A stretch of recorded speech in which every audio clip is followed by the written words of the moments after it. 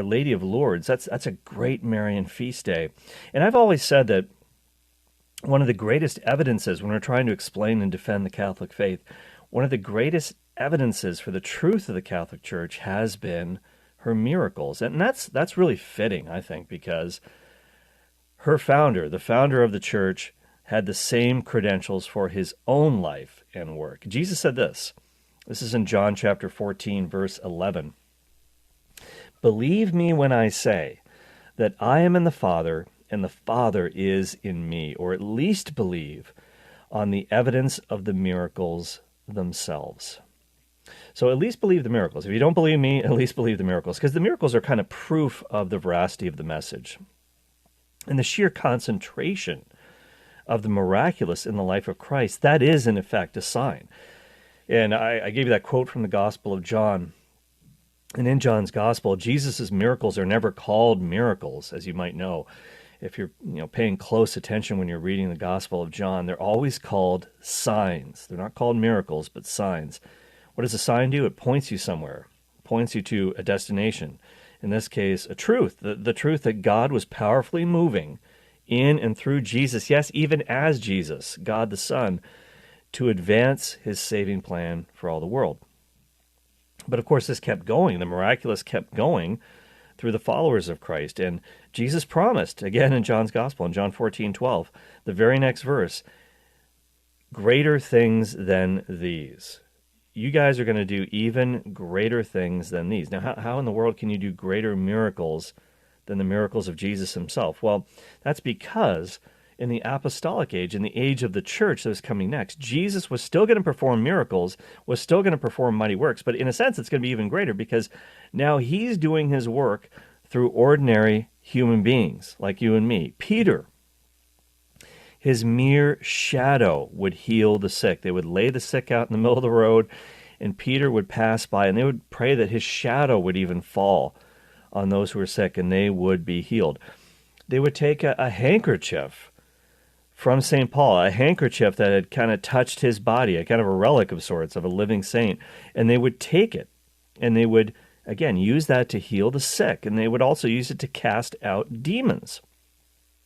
Here's what it says in the Acts of the Apostles, chapter 19, verses 11 and 12. It says, "And God did extraordinary miracles by the hands of Paul, so that handkerchiefs or aprons were carried away from his body to the sick, and diseases left them, and the evil spirits came out of them."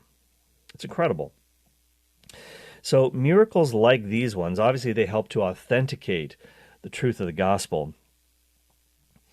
But they're not limited to the time of Christ and the apostles. In fact, every age in church history has been marked by the miraculous. And I guess you could say that in the Catholic Church, miracles literally never cease.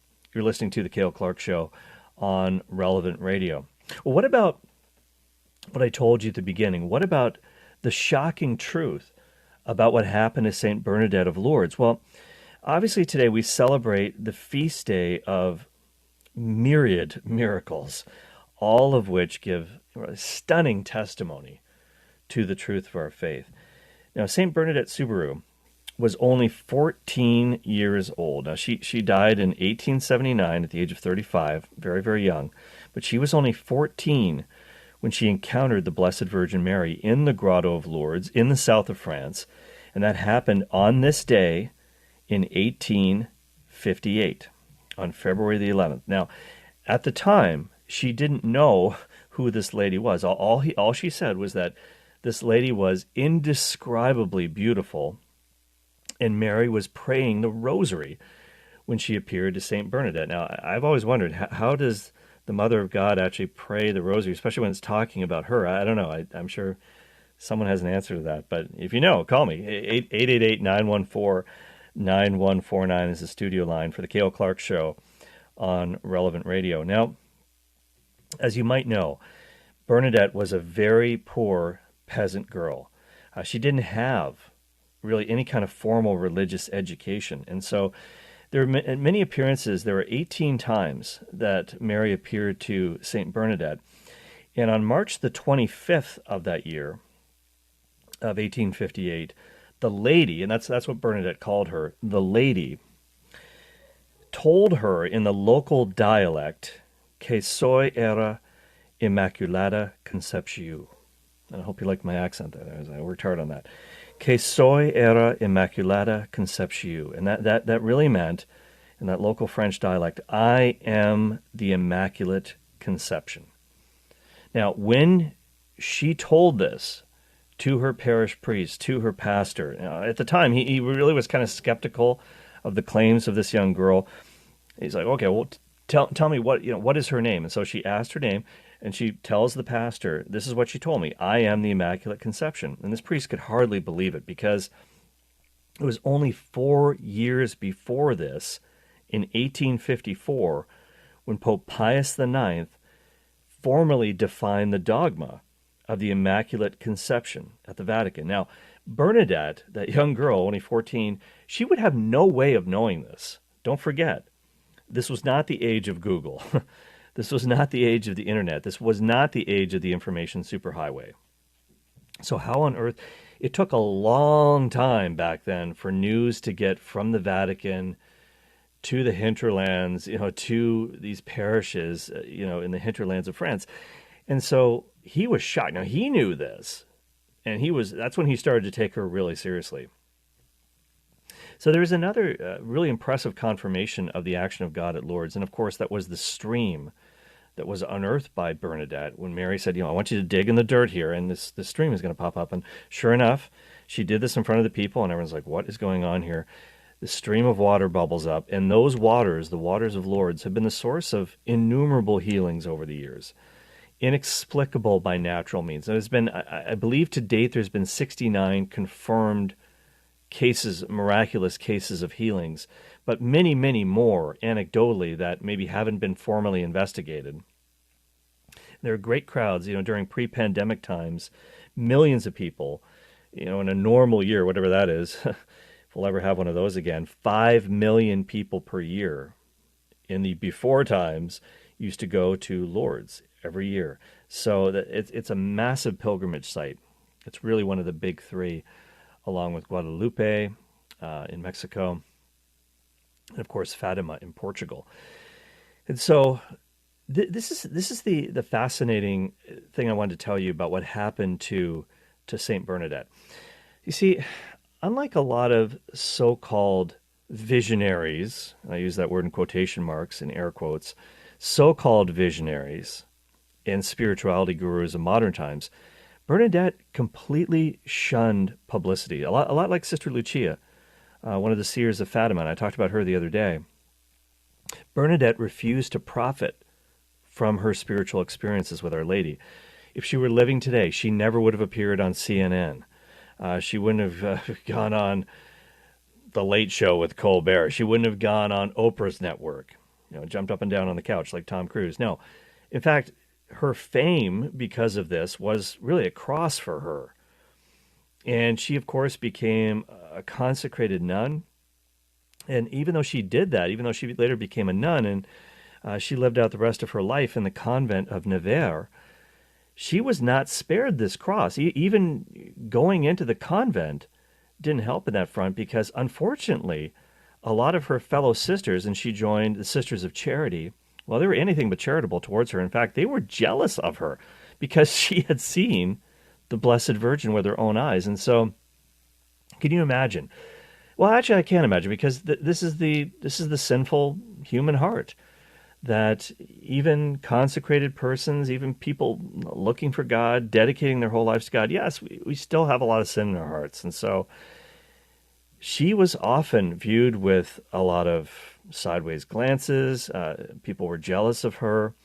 And so she felt really lonely and isolated a lot of the time. And these sisters were almost anything but sisters to her.